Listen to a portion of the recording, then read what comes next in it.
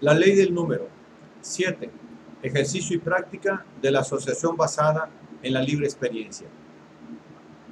Y bien, se nos dirá, mostradnos cómo podrán arreglarse los grupos sociales sin apelar al sufragio, porque entre las sociedades primitivas y la actual hay sin duda una enorme diferencia.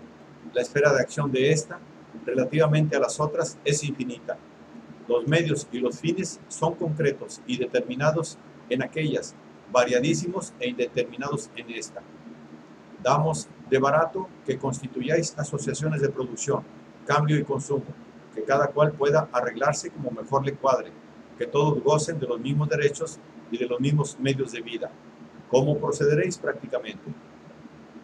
Pues del mismo modo que se procede hoy en el comercio y en la industria. He aquí una sociedad mercantil. Formulado el contrato de sociedad, los asociados no tienen nunca que apelar al sufragio. Cada cual tiene, bien determinantemente, una función que cumplir. El que administra lo hace según las reglas de la contabilidad. El que dirige según las prescripciones técnicas que se le alcanzan. Jamás se les ocurre someter a votación la marcha regular de los negocios. Si alguna vez los asociados tratan de emprender nuevos trabajos o ensanchar la esfera de sus negocios, es siempre a cambio de la conformidad de todos. Si esta conformidad no existe, la sociedad continuará limitándose a lo que previamente se había contratado. Esto ocurre todos los días, pero si por acaso, lo que es muy excepcional, parte de los socios se empeña en seguir nuevos derroteros, entonces se procede inmediatamente a la disolución de la sociedad. Descartamos el caso rarísimo de que la divergencia acabe en pleito ruidoso, porque no mediando el privilegio de la propiedad no pueden producirse estos litigios de intereses, y toda otra diferencia personal siempre podrá ser arreglada por amigables componedores en una sociedad sin gobernantes y sin jueces privilegiados. ¿Es o no real el caso que citamos? ¿Puede o no generalizarse? Evidentemente sí es real y sí puede generalizarse, pues apliquemos este método a las futuras asociaciones productoras, resolviendo al aplicarlo ejemplos prácticos que nos han sometido en ocasiones obreros a quienes nos unen lazos de amistad y compañerismo. Se trata, por ejemplo, de una asociación de mecánicos constituida para atender a las necesidades de tal o cual rama de la producción. Al asociarse, contarán, naturalmente, las condiciones del trabajo, fijarán la marcha regular de sus asuntos y determinarán bien las relaciones de reciprocidad a que cada uno se obligue. Si la conformidad no existe, la sociedad no llegará a constituirse. Lo mismo que hoy, cada grupo se formará con los elementos que se hallen de acuerdo. Podrá suceder entonces que en vez de una sociedad haya 20, en la que no vemos mal alguno, tanto menos cuanto que, por ley de necesidad, esas diversas asociaciones tenderán a condensarse, a fundirse en una sola. La experiencia enseñará a todos el camino común, si realmente no hay más que uno. Examinemos algunos casos particulares.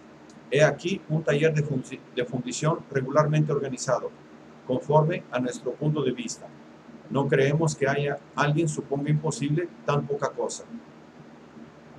Llega el verano y las condiciones del taller hacen penoso el trabajo.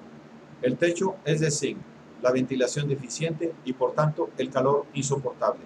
¿Qué haríamos? ¿Trabajar solamente las primeras horas de la mañana?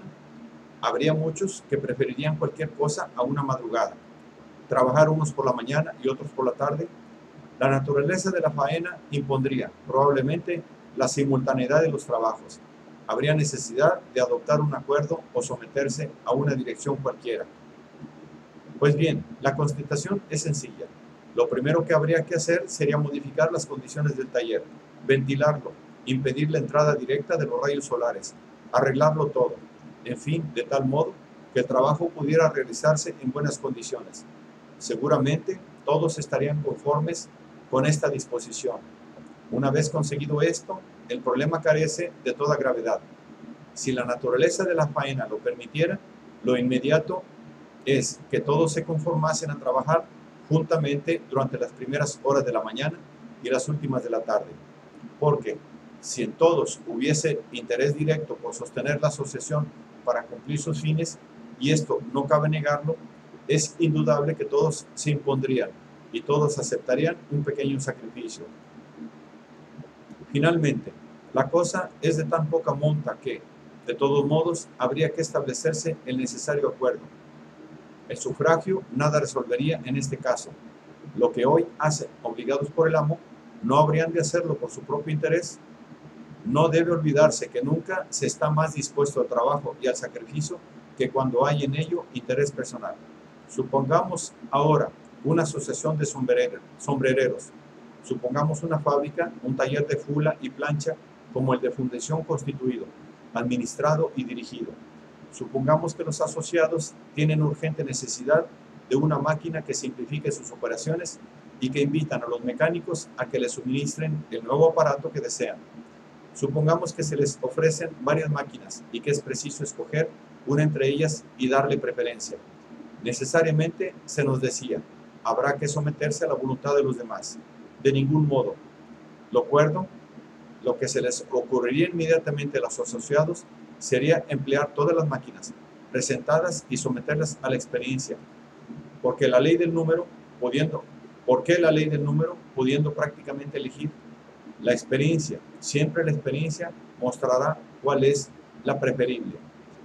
Y si todavía ocurriera que se hallasen dos o más máquinas en idénticas o parecidas condiciones, habría siempre una solución en aplicarlas simultáneamente durante un mayor tiempo hasta que se viera evidentemente cuál es la más ventajosa o si todas reúnen iguales ventajas. Esto que hoy se practica, ¿por qué no ha de hacerse mañana?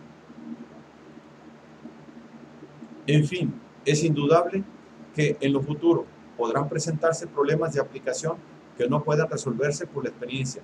¿Qué hacer entonces? Pues sencillamente acudir a la división de los grupos para que cada uno aplique su método especial. Y si el asunto fuera de tal índole que no mereciera que las asociaciones se subdividiesen o que hubiese necesidad de que todos los elementos permaneciesen unidos, surgiría naturalmente la conformidad en todos a guiarse o por la opinión de los más inteligentes o por la de los más prácticos, y si falla esta, finalmente, por la del mayor número, porque en este caso, ciertamente excepcional, el hecho no tendría la importancia de un principio o ley de general y obligatoria aplicación, no tendría el carácter coercitivo que al presente tiene.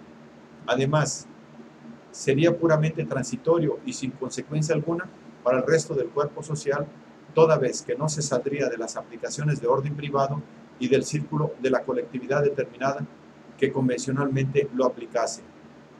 Llevemos el análisis a casos de mayor trascendencia. ¿Cómo se arreglarán los agricultores para el cultivo de la tierra? ¿Quién fijará la marcha de los trenes? ¿Organizará el servicio de comunicaciones y el de transportes? ¿Cómo se distribuirá el trabajo y quién designará el personal técnico y administrativo? ¿Y qué se hará en cuestiones de enseñanza, asistencia y seguridad? Preguntas son estas cuyas respuestas podríamos excusar, porque en realidad no se nos puede pedir que determinemos a priori todo el desenvolvimiento de la vida social en lo futuro. Pero es que realmente hay dificultad en contestarlas después de establecido el principio general en que ha de fundarse lógicamente el organismo social. En primer término, haremos observar que, así como no se someten a la ley del número las cuestiones de medicina, las de mecánica, las de arquitectura y tantas otras, así tampoco deben someterse a dicha ley las cuestiones agrícolas, económicas, cuantas, en fin, tienen relación con la vida del hombre, sino por el contrario, que tales asuntos, a semejanza de los primeramente citados, deben encomendarse a las personas instruidas en la materia, a las personas técnicas, con la condición general de someterse estas a la crítica y al análisis de los que hayan de ejecutar sus consejos o prescripciones. Así como aceptamos la opinión del médico, preservándonos siempre el derecho de rechazarla y adoptar la de otro en nuestro concepto más competente, así también en los demás asuntos podemos aceptar las opiniones de los inteligentes, preservándonos, empero, el derecho de sustituirlas por otras que puedan parecernos más acertadas. En los asuntos de agricultura, por ejemplo, es el perito, el agrónomo, el llamado a determinar qué clase de cultivo es propio de cada tierra, qué labor es la más adecuada, cuáles abonos deben ser preferidos. Para esto, necesariamente, han de entrar en las asociaciones agrícolas los llamados a cumplir esa función técnica. ¿Dónde irían si no? Podrá ponerse en duda que los campesinos acepten su concurso, a lo que responderemos que sería ciertamente de lamentar, pero que habría de fiarse al tiempo el desarraigo de preocupaciones engendradas por este estado social y completamente ajenas al que presuponemos. De todos modos, la labor de los competentes en agricultura consistiría en hacerse aceptar por los que hoy carecen de toda instrucción. Ya sabemos cuánto puede la constancia del hombre de saber persuadir por el cariño y la experiencia. Además, aún en el caso de que los campesinos obrasen por su cuenta sin consejo ajeno, si tal puede llamársele al del agrónomo, no se les ocurriría de seguro poner a votación las cuestiones de laboreo y cultivo de la tierra. Aún dentro de las preocupaciones actuales, tienen suficientes conocimientos para la acertada aplicación de su actividad a un trabajo que hacen constantemente. Si se trata de la marcha de los trenes, servicio de comunicaciones y transporte, nos parece que, no pudiendo poner un tren a disposición de cada productor, tendrán que organizar estos trabajos las colectividades de ellos encargadas, ajustándose a las necesidades generales. Como siempre, el personal técnico, en vista de sus conocimientos en la materia y de los datos que arroja la estadística, procederá a disponer las cosas de modo que satisfagan dichas necesidades generales. Se nos dirá que en ello hay una preferencia que confiere derechos a esa mayoría sobre los demás miembros sociales. No es una preferencia sujeta a lo que disponga esa misma mayoría a tontas y a locas, sino una preferencia racional de la que hoy mismo nadie protesta. Nosotros contamos siempre que el hombre, de hecho, nunca es totalmente libre, sino, como dijo Pi y Margall, que lo va haciendo. Queremos la libertad completa de acción y al decir completa, decimos sin limitaciones, que no sean naturales, sin limitaciones ficticias, que el hombre mismo se crea al presente. Es natural el hecho de que el hombre no pueda volar, porque para ello no está convenientemente dotado y por tanto sería ridículo pedir para él la libertad de surcar los aires. Llegaría el caso de pedirla en el momento que tuviese medios de volar y hubiese algún obstáculo artificial que se lo impidiese. Pues, del mismo modo, el hombre no cuenta todavía con los medios para poder viajar a toda hora y como le plazca, y por ello es ridículo cuestionar acerca de su mayor o menor libertad, porque no puede hacerlo. Y si el hombre dispusiese de estos medios, ya no habría contiendas, porque entonces, en esto como en todo, cada uno sería dueño de obrar a su antojo, sin perjuicio para nadie y sin tener que someterse a nadie, estuviese en mayoría o no. De modo semejante, habrían de resolverse las cuestiones de enseñanza, seguridad y asistencia. Cada colectividad aplicaría uno o varios métodos y la experiencia se encargaría de eliminar los ineficaces o los perjudiciales. Si el profesorado no estuviese de acuerdo en una localidad, por ejemplo, cada uno o cada grupo trataría de aplicar sus procedimientos particulares, resultando de ello bien en vez de mal. Si la divergencia hubiera de someterse a las decisiones del número, que, por saber de todo, es incompetente en todo, entonces valdría la pena pasarse sin profesores, porque para nada serviría su ciencia ante la voluntad ciega de un puñado de hombres. Si los habitantes de una ciudad no estuviesen de acuerdo en materia de asistencia y seguridad contra accidentes imprevistos, ya tengan su origen en la naturaleza, ya en el hombre, tampoco habría por qué aplicar la ley del número, que daría en estos asuntos tan mal resultado como en los políticos. Cada asociación sería siempre libre, sola o de acuerdo con otras, de proceder como mejor le pareciese. Otra vez la experiencia, y siempre la experiencia, probaría la eficacia de un sistema y la ineficacia del opuesto. Y la distribución y retribución del trabajo, se nos dirá. ¿De qué manera distribuye el trabajo actualmente una sociedad comercial o industrial como la citada al comienzo de este examen? ¿Cómo lo retribuye? Pues con arreglo a un contrato, ni más ni menos. Esa es la vida del porvenir. Cada asociación productora contratará previamente todas esas cosas, aplicaciones comunistas, colectivistas o mutualistas, podrán tener justa retribución en la práctica. ¿No tendrán derecho para hacerlo los asociados? ¿No estarán en completa libertad para proceder como a todos les parezca mejor? La aplicación de la ley del número sería aquí de funestos resultados. Seguramente que en una fábrica de sombreros ni siquiera se discutiría quién habría de ocuparse de los trabajos de fula y quién de los de plancha, pues lo mismo ocurriría con los demás oficios, porque la vida práctica, la vida del trabajo, no es una metafísica fuera del alcance de los simples mortales, sino una cosa real en que cada uno es entendido.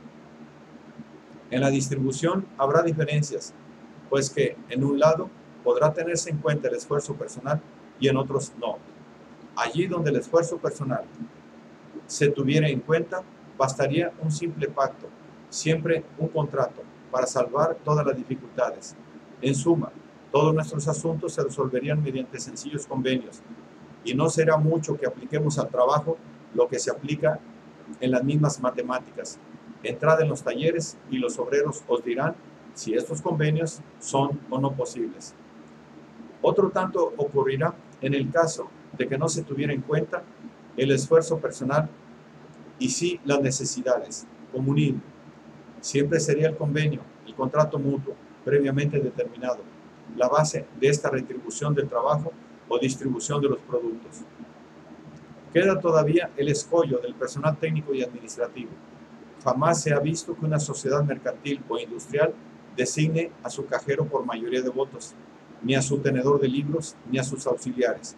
La ley del número es una ley sin aplicación fuera de las sociedades políticas, o que, sin serlo, tratan de imitarlas. En cada colectividad, todo individuo tiene, por sus aptitudes y por su capacidad, previamente designada su función, y si hubiere en alguna más individuos aptos para una función determinada que los necesarios, sería preciso que algunos se conformasen a desempeñar otra tarea cualquiera o que dejasen de pertenecer a la colectividad. Las necesidades de la producción regularían entonces, como siempre, la distribución del trabajo. Bajo pena de suicidio, los hombres se conformarían a ejecutar aquellas tareas más indispensables para la existencia general. Todas las dificultades que pueden amontonarse acerca del porvenir se desvanecen como humo ante el desorden del presente. Los millares de obreros sin trabajo que agonizan en la miseria no se hallan en la holganza por preferencias ridículas a esta o a la otra tarea.